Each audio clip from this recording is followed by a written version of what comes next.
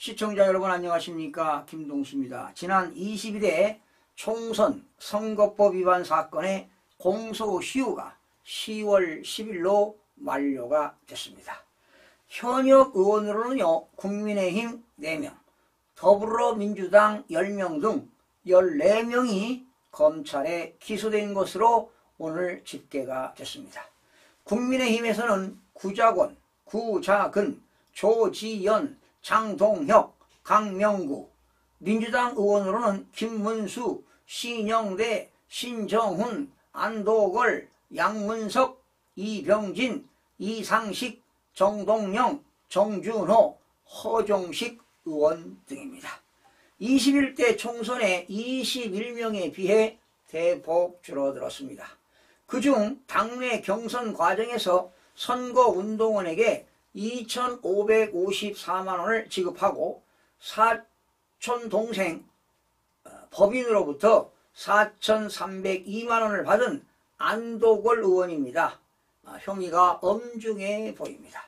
또한 선거사무소 회계 담당자가 법정 선거비용 상한선 1억 9천만원보다 2,880만원을 초과한 선거비용을 지출한 혐의로 기소된 박균택입니다. 광주 광산갑 의원도 마찬가지가 되겠습니다.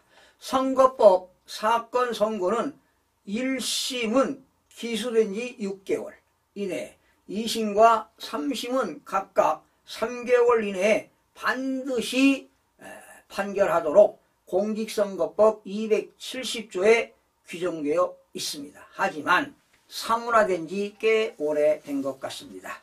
21대 총선 때요, 기소된 27명이 민주당은 9명, 국민의힘 11명, 정의당 1명, 열린민주당 1명, 무소속 5명, 27명 중 황운하 의원과 임종성 의원, 이은주 의원은요, 상당수가 국회의원 임기 4년을 끝날 때까지 대법원형이 확정되지 않았습니다. 그러다 보니까 이런 공직선거법을 위반하고도 국회의원 임기 4년을 다 채웠다는 거 아닙니까? 그리고 세비도 다 매월 꼬박꼬박 받았다는 거 아닙니까?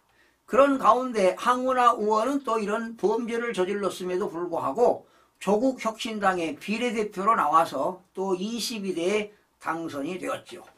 자, 대법원은 최근 선거법 규정대로 1년 이내에 끝내라고 전국 법원에 법원 행정처가 권고하기도 했습니다. 정말로 만시지탄을 느낍니다. 지난달이지요, 20일 날 결심 공판에서 선거법 위반으로 이재명 대표가 징역 2년을 선고받았는데요. 1심 그 선고가 다음 달이죠, 11월 15일 날 열리게 되는데요. 아마도 구형 2년을 받았기 때문에 판사가 1년 이상 아니면 집행유예를 1년 이상 징역과 집행유예가 나오지 않을까 제 개인적으로 생각을 해봅니다. 만약에 재판이 예정대로 진행이 됐는데도 지금 1심이 무려 26개월이 걸린 셈입니다. 이런 식이라면 재판은 물론이고 공직선거법 자체도 의미가 없다고 보는 것입니다. 1심 재판장이요, 2주에 한 번 재판하는 등 무려 1년 4개월을 끌다가 사표를 냈습니다.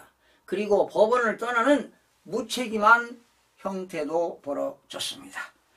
여러분, 법관은 법과 원칙대로 양심에 따라서 판결하면 되는 거 아니겠습니까?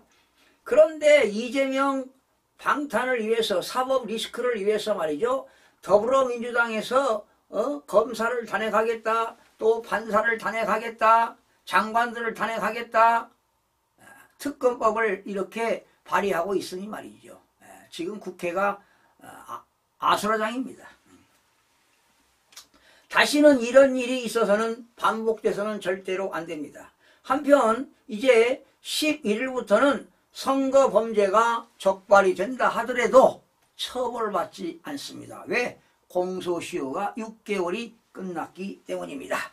자, 그렇다면 지금 우리나라는 공직선거법이